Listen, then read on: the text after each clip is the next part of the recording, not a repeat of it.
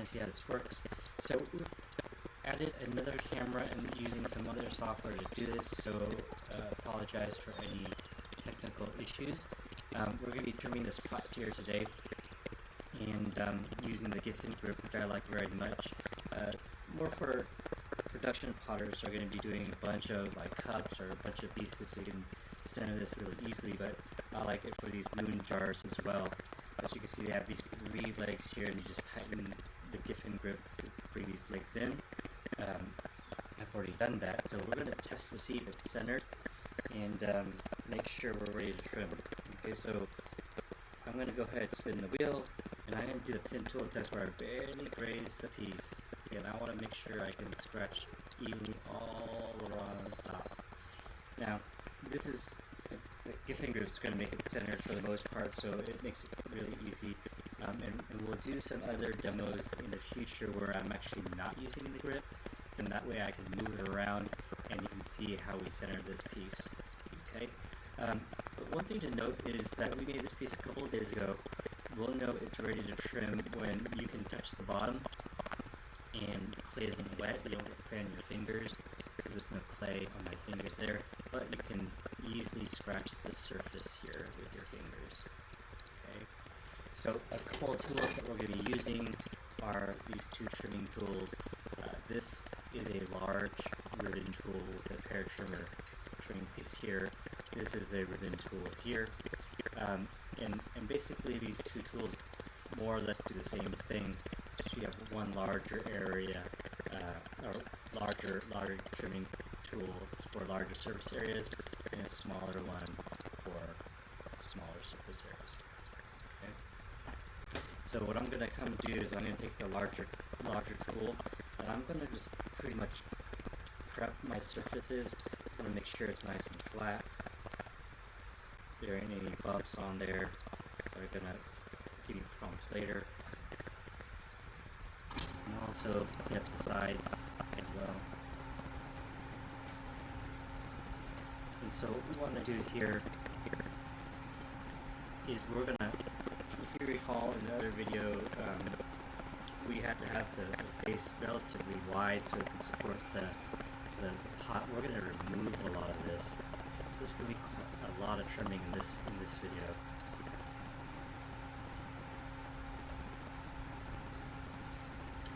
Generally speaking, go pretty fast with trimming.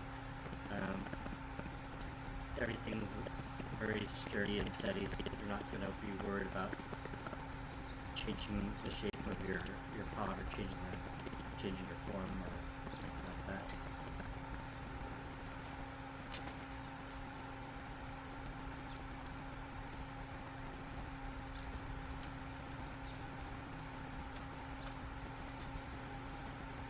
So we want to get these nice ribbons of clay at the top. That's nice. If it's too dry, we're going to get streams of powder that come off, and that's no good. And if it's too wet, it's going to pull too much, and it'll be really inconsistent. You'll have a little bit of trouble getting some even cuts.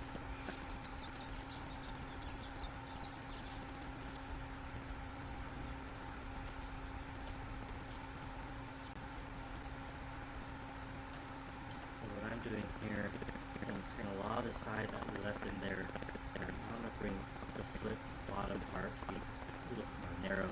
So I'm going to start trimming this in.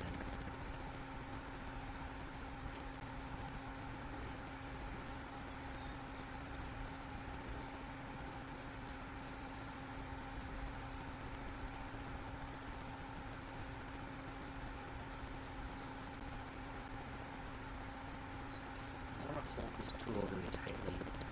If I don't, then it's going to move a lot and you're going to get this chattering effect, which is like these little ridges. And some people like that look. So they'll on purpose do that. For this part, I want to get smooth cuts, smooth lines. And so I'm going to go ahead and hold that tool nice and tight. Kind of like I'm gripping a pencil really tightly too.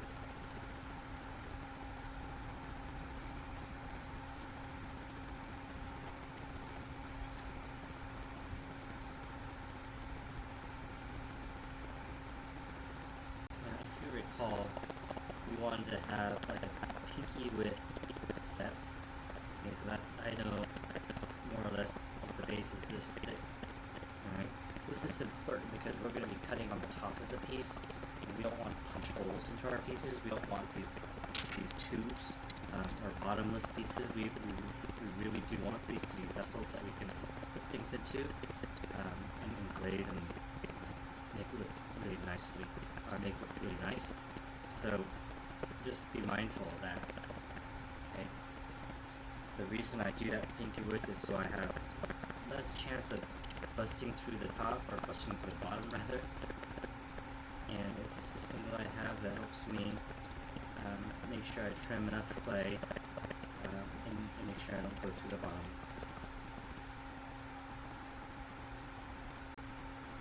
I hate to have holes in the bottom of my pot because I don't have super X-ray vision.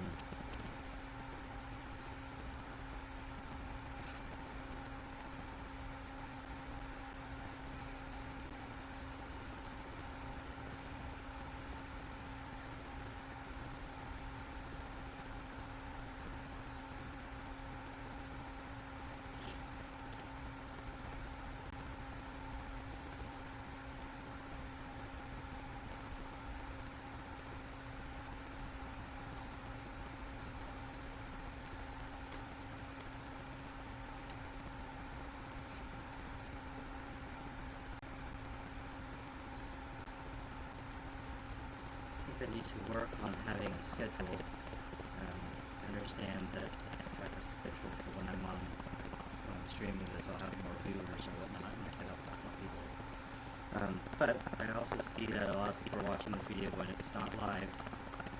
So if you have any questions, feel free to ask them.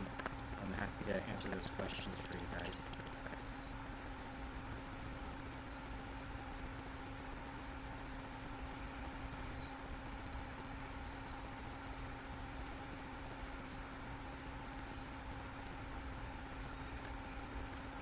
Up a lot off the bottom there. We're going to reduce a lot of weight, but we're also going to be able to give more shape to this pot and really get it round on the bottom. Something we really couldn't do when we're working on the actual pot.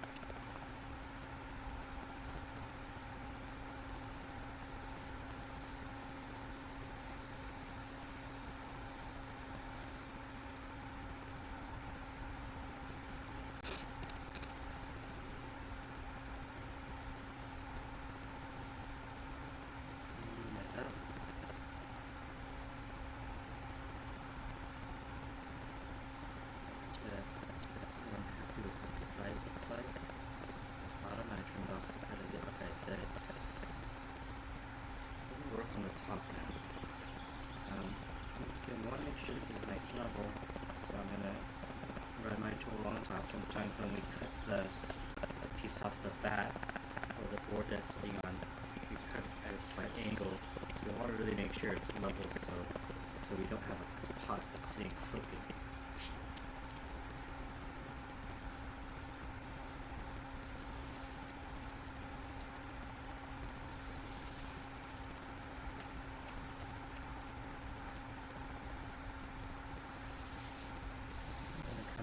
Smaller ribbon tool.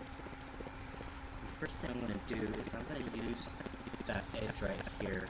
I'm going to use a flat part with that edge to mark it where I want that foot to be.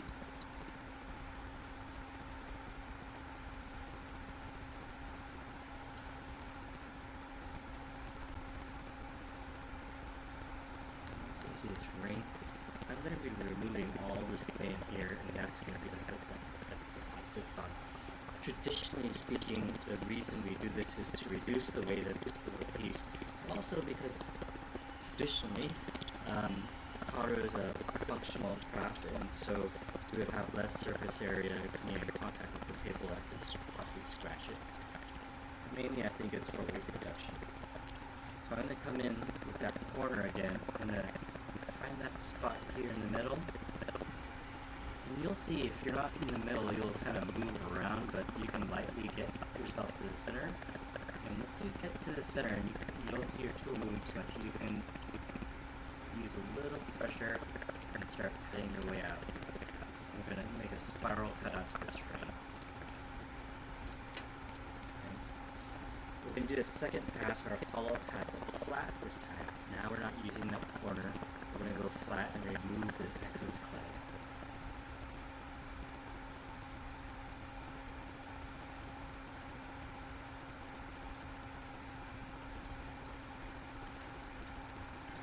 We're going to repeat this a few times. Once again, we have a pinky with it clay, and I like to get about half of it out there. Alright, so what eventually happens if you think that your pinky is about 2 tools width wide, or it is for me anyways, that would be the base of your piece, and it's not too thick, so it can dry nice and easily. Ultimately, what we want to do is have enough of a difference between our foot and the base of the pot, so that if we do glaze on the bottom of the pot, the glaze isn't running all over the place. So you have a nice little clearance between the foot and the bottom of your piece.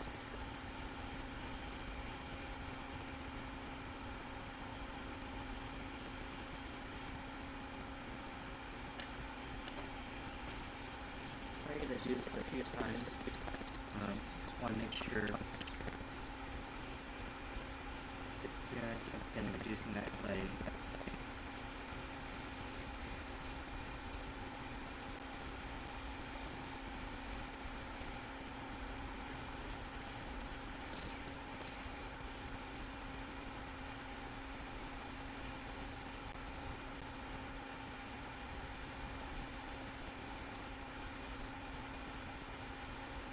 I studied in Korea phosphate iron, maybe this tool, nice trimming tool.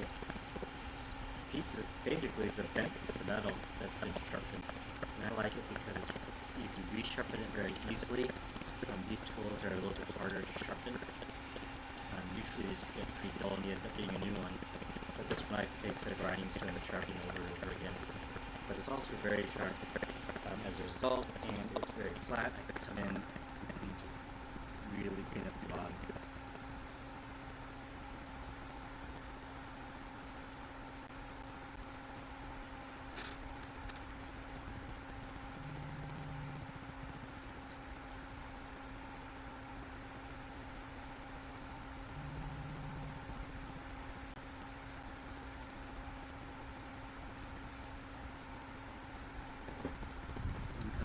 We'll kind of clean up the sides here.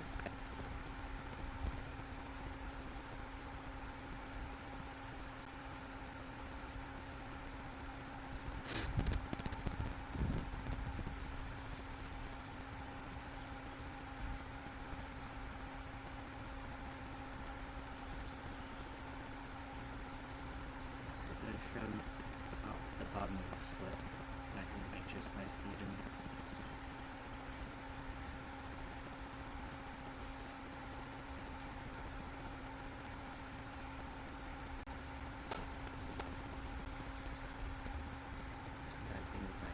Tool.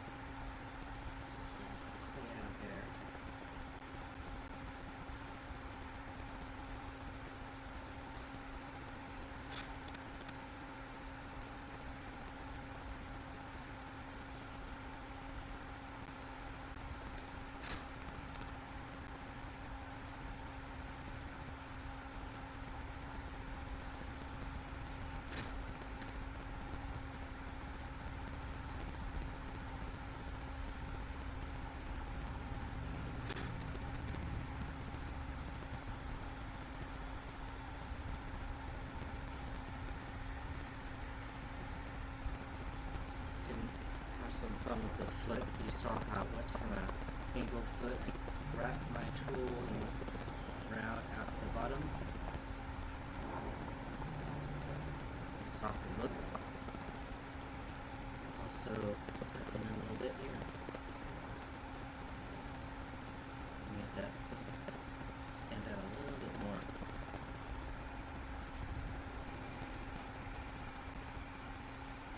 when you start, it's really important to kind of set your pieces up from other pieces.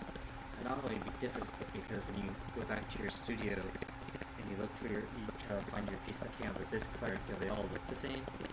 So the one thing you could do to really set yourself apart is to create a nice, interesting foot. Maybe make it a little bit round, put some angles in it, do something to it. Okay. I like to come in. You'll notice that the surface of the piece is a little bit rough now compared to the body of the piece here. And that's where all that wet clay was. It got really smooth. But now we're cutting in clay, and clay has sand in it to give it some stability when you're throwing. So that sand will make this texture. You can get rid of this pretty easily. What I typically do is I'll have a wet sponge. I'll rub my sponge along the outside to get a little slip on there. And the slip is liquid suspension of clay. That slip in there. It still stands out a bit and looks kind of awkward, right? So I come in with the rubber rib, looking nice and flexible. Burnish the piece, polishing up this a little bit, and get some of that slip into those little cracks.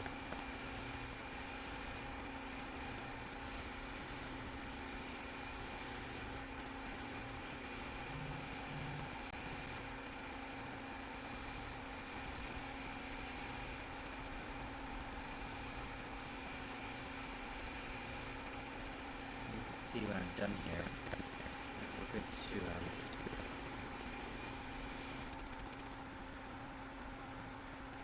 get everything on our smooth.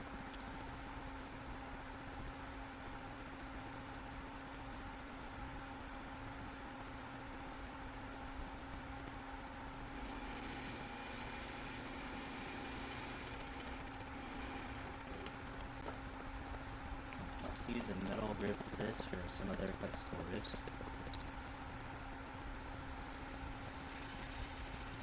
Depending on the surface, if you have a wider surface, use a larger tool. Narrow surface that you want to blend in, you can use a smaller tool.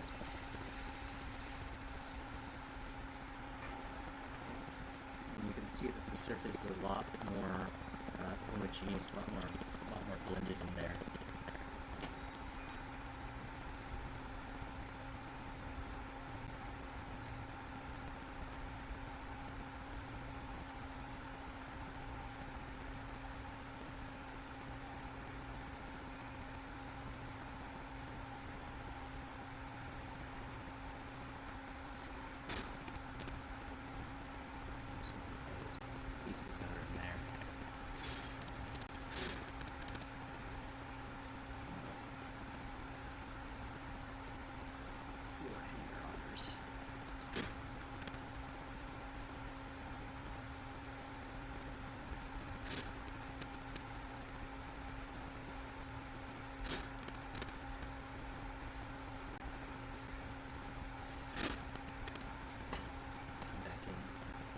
Rubber bit as well, we'll have to brush that out and smooth it out.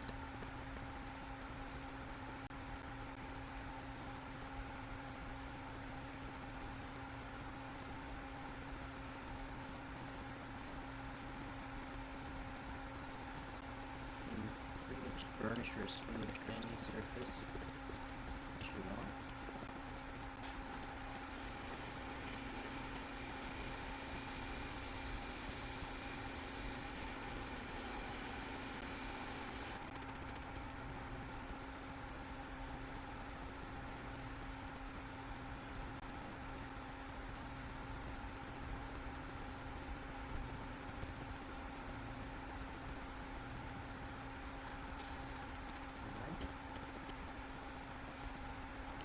Stamp made on Etsy. That's nice. I like to stamp my piece.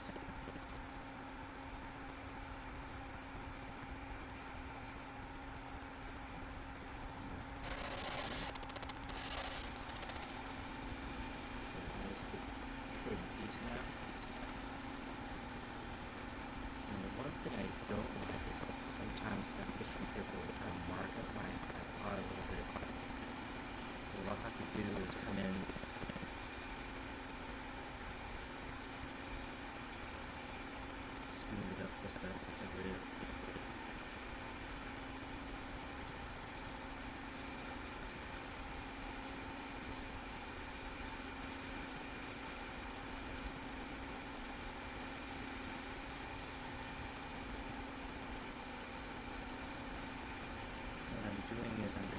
tapping some of that clay into those little recessed spots.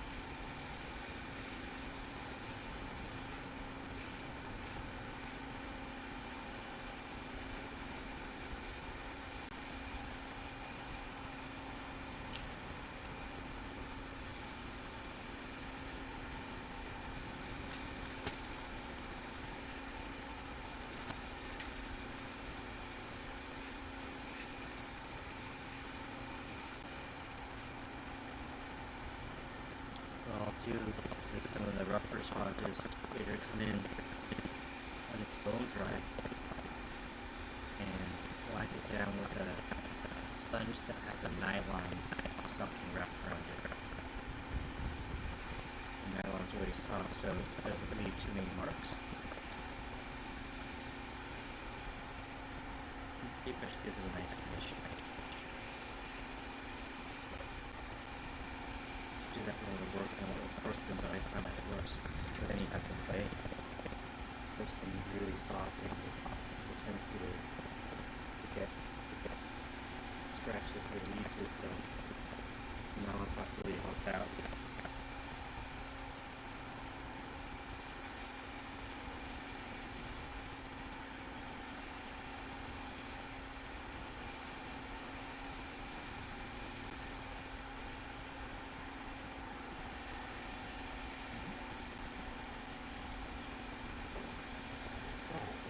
Piece. Now, the piece I made, we'll have to wait till that's a little bit more dry. Tested that earlier and it's still too wet, so we'll go ahead and do this. Wrap this up. I like to wrap it up really well still because it's still wet. It's not completely dry. And the drying process is where we get some cracks. You'll see maybe you'll get a crack along the bottom. If you're getting lots of cracks along the bottom, you really want to make sure